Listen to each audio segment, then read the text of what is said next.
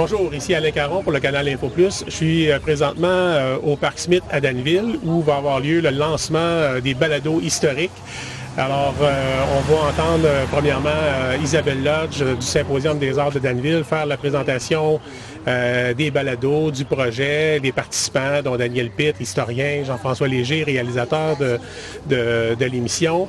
Et ensuite, on les aura en entrevue pour quelques questions. Alors, restez avec nous, vous allez entendre un petit bout de ces balados-là aussi. On vous encourage cet été à venir à Danville et à écouter les balados et à profiter de l'histoire, du patrimoine, de l'histoire de Danville. En tout cas, c'est ce que le Symposium des arts de Danville souhaite vous faire réaliser, tout le potentiel patrimonial qu'il y a ici à Danville.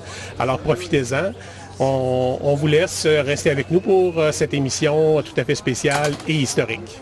Ça fait un gros micro pour un petit groupe, là, mais les gars ne voulaient pas que je crie à matin. Fait que, je suis contente de vous voir en ces 2 jours avant les vacances, pour plusieurs. On va faire ça très mollo, c'est ce qu'on avait dit. On voulait surtout célébrer ce petit moment qu'on attend depuis longtemps ensemble. Puis le but aujourd'hui, c'est surtout de lancer le projet Les Balados historiques. Donc, à partir de ce matin, tout le monde va pouvoir écouter les balados de leur choix. Il y a Daniel qui va vous expliquer c'est quoi les balados historiques. Donc, moi, je suis là pour surtout me présenter Isabelle Lodge, coordonnatrice du symposium.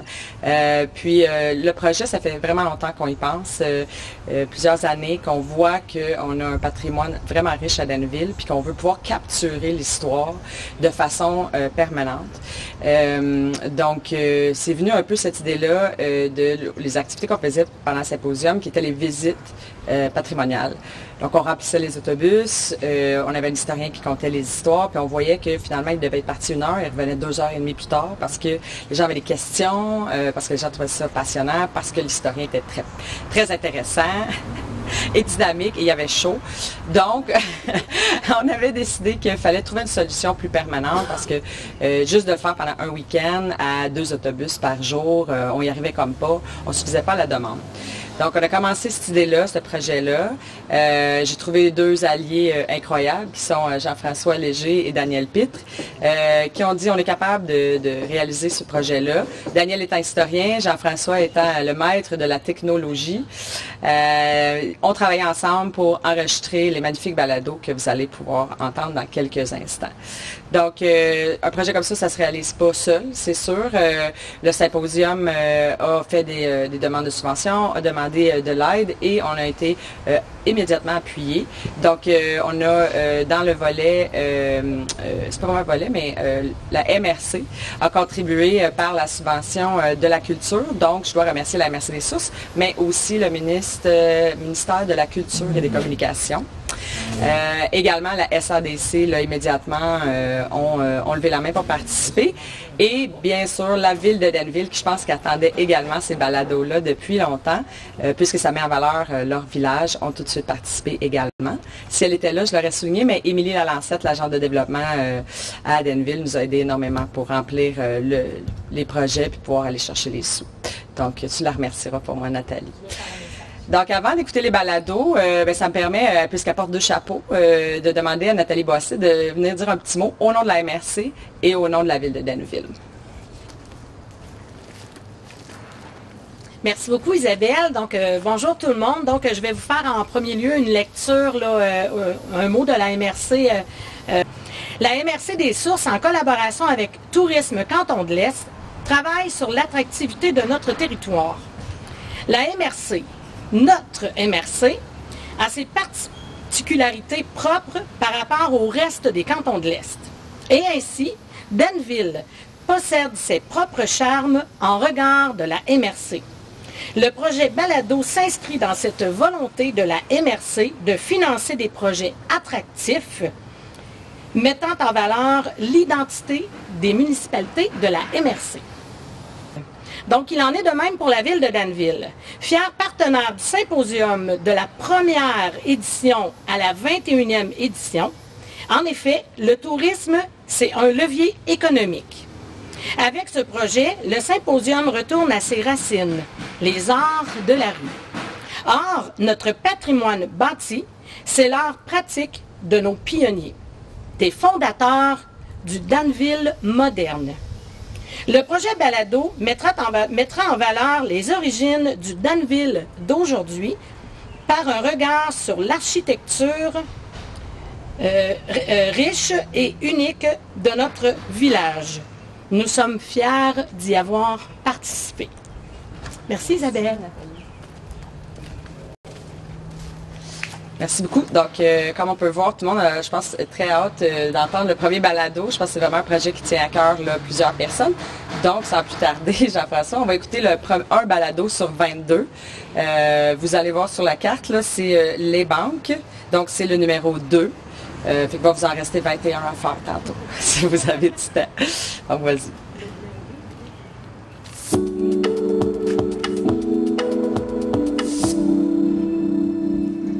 Ici débute le circuit de la rue Grove, totalisant 6 stations.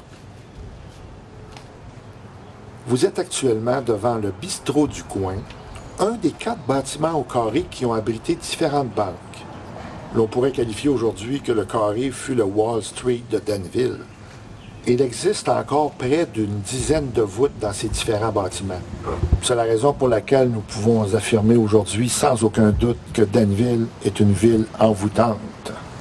Ici, actuellement le bistrot du coin, se trouvait la Banque provinciale du Canada.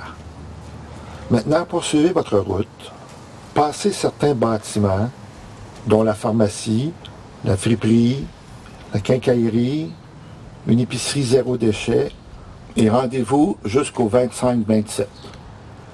De style vernaculaire américain, l'édifice offre un toit à 2 versants droits avec un revêtement de tôle profilé, des lucarnes à pignon et des fenêtres à guillotine à grands carreaux. Ce bâtiment a conservé la forme qu'il avait en 1861. Yeah! Bravo, Daniel.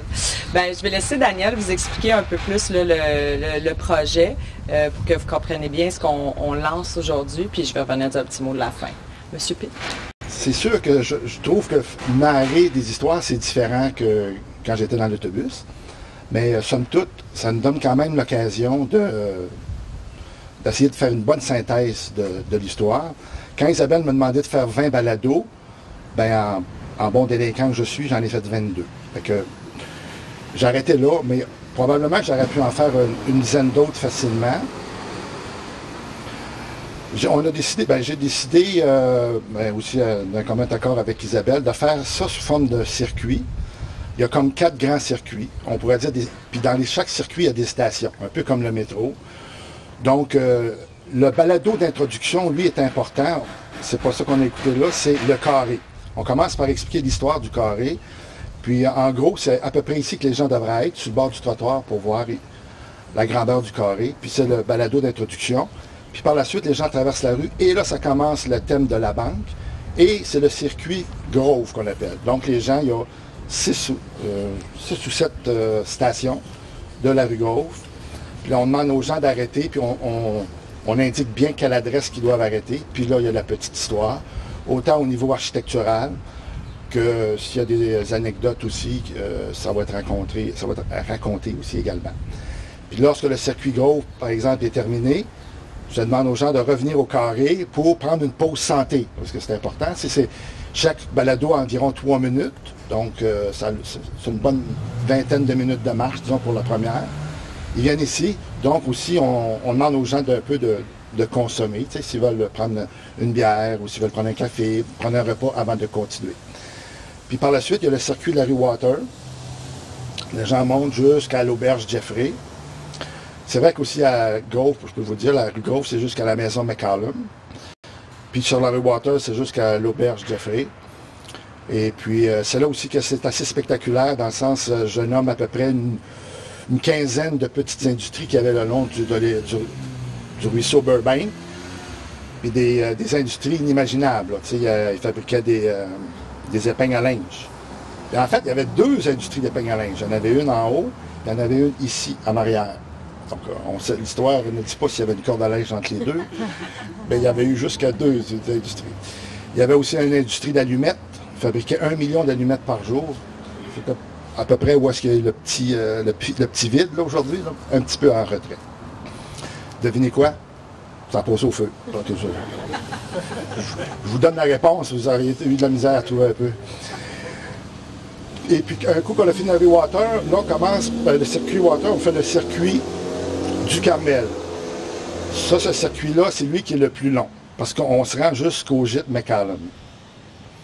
Puis il commence vraiment à la galerie Perkins, ici. Et puis là, on revient, puis encore une fois, j'incite les gens à une pause santé. Et puis le dernier circuit, qui est la rue Daniel Johnson, qui commence avec l'amende du carré, marché public. L'histoire ici est intéressante de cette maison-là, entre autres. Puis on se rend jusqu'à la maison où est-ce que Daniel Johnson, père, serait né, le premier ministre du Québec. Et c'est la raison pour laquelle on a donné le nom de Daniel Johnson. Je vous dis pas où est-ce qu'elle est, la maison, ça va être à vous de la trouver.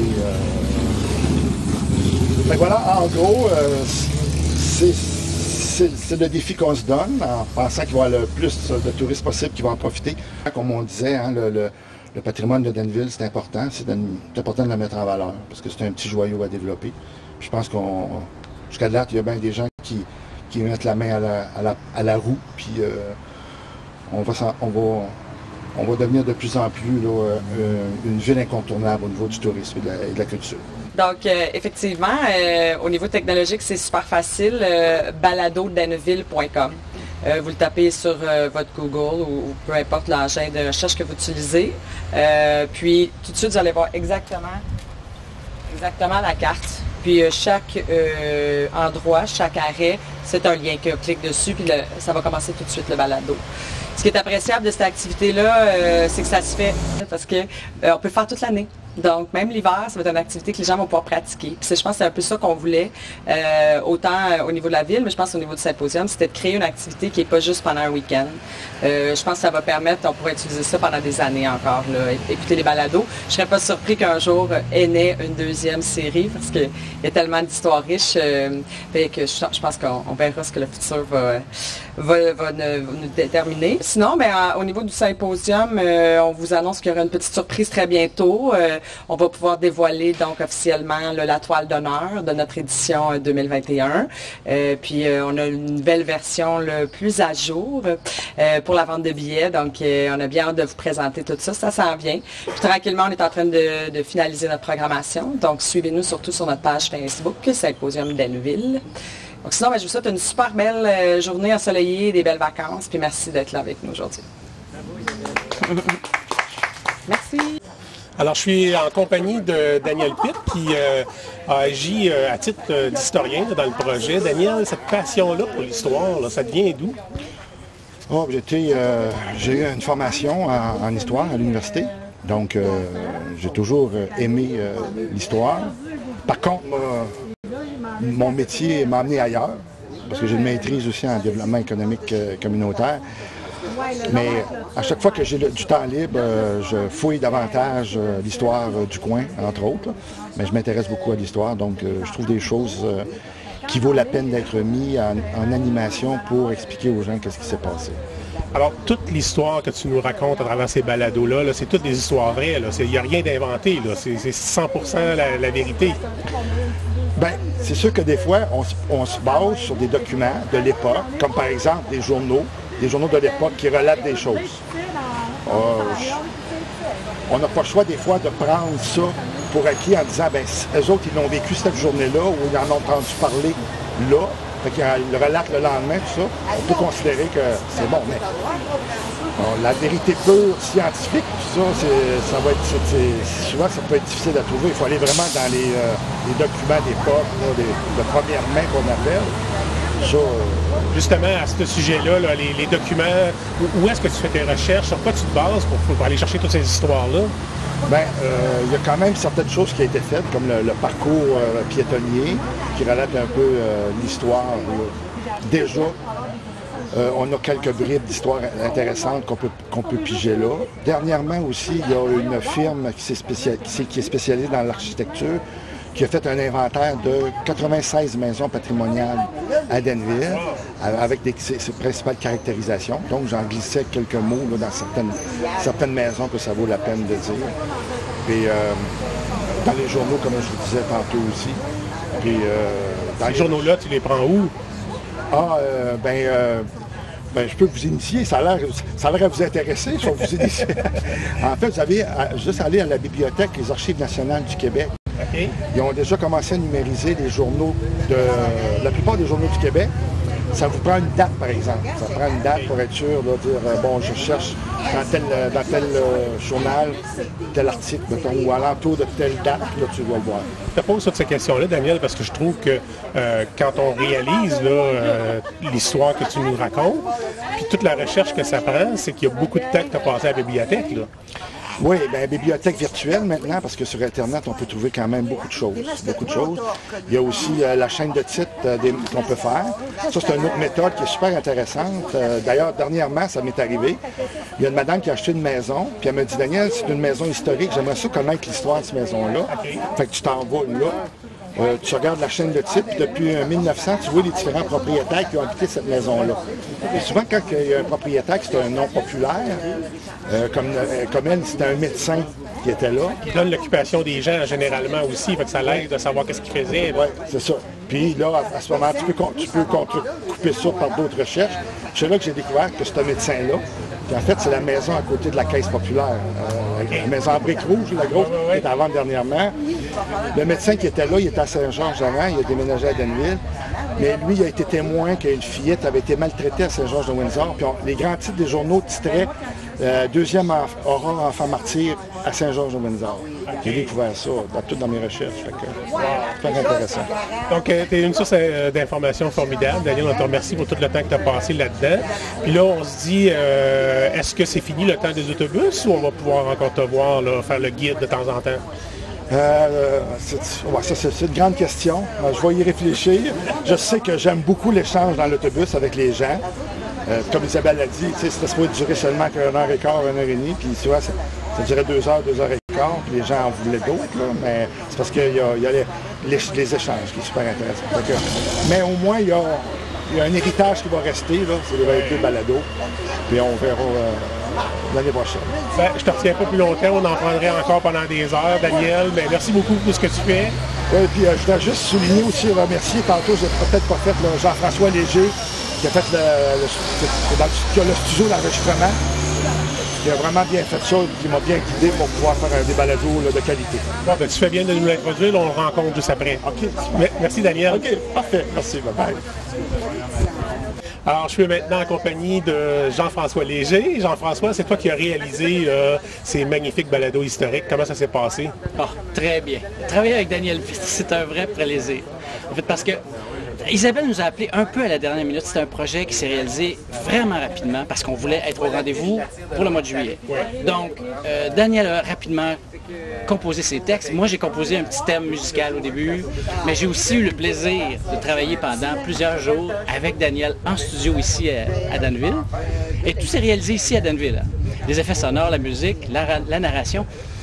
Parlant de narration, ce que je voulais dire, c'est saluer le travail de Daniel qui n'est pas un narrateur et qui se tape 22 balados, presque 60 minutes de texte sans que ce soit son métier.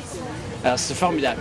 C'est erreur, on recommence, on refait. Ben, pas tant que ça, en fait. Okay, pas tant que ça. Oui, ça a bien été. C'est sûr qu'il y a des coquilles, il y a des trucs. Et c'est mon travail de lire en même temps et de rattraper les petits détails qu'on a fait. Mais en fait, ce qu'on voulait, là, c'est qu'on voulait pas faire comme un narrateur. On voulait que ce soit l'historien qui nous guide comme s'il était à côté de nous sur le trottoir et qui nous explique ce qu'on voit et ce qui s'est passé. C'est formidable. Toi, tu as découvert un peu l'histoire à travers ça, là. Puis là, tu as dû agrémenter ça de sonorité aussi. Ah, là. oui. Comment ça s'est passé? Ben, en fait, ça fait seulement 3 ans moi, que je demeure à Danville. Alors l'histoire, je la connaissais pas tant que ça. J'avais eu idée qu'il y avait eu un grand feu ici, mais là, à mesure que Daniel lit les textes, là, je découvre que, il y a eu une rivière qui passait à travers la ville ici, il y a eu des industries, il y a eu un feu, il y a eu un vol de banque, des trucs absolument intéressants. En tout cas, j'invite vraiment tout le monde à venir écouter les balados. Vous allez apprendre un paquet de choses. Clairement, on y manquera pas, on va y écouter ça attentivement. Merci beaucoup, Jean-François. As-tu quelque chose à rajouter à la toute fin? Bravo à Daniel, bravo à Isabelle, là, toute l'équipe. Vraiment, ça a été un plaisir, ce projet-là. Bravo à toi.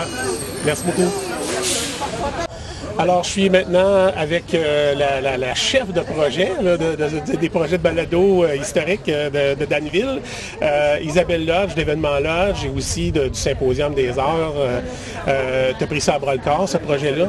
Oui, bien, ça fait longtemps qu'on en parle, puis je trouvais que c'était vraiment le temps qu'on vit présentement avec la pandémie et tout. Je trouvais que c'était vraiment le moment pour qu'on réalise finalement ce projet-là. Alors, c'est un projet, là, vous avez commencé ça, on a entendu là, que vous avez fait ça beaucoup, très rapidement, là, vous vous êtes retourné sur un scène.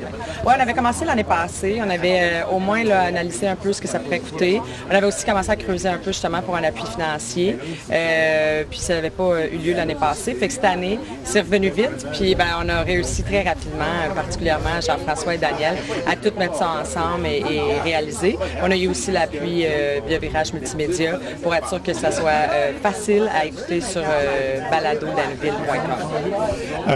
Isabelle, pourquoi est-ce que c'est le Symposium des Arts de Danville qui mène ce projet-là? Bien, je pense que c'est né un peu l'idée d'activité que le Symposium tenait, parce que le Symposium, un de ses mandats, c'est de faire valoir le patrimoine de Danville. Donc, on faisait déjà des activités historiques, on voyait l'engouement.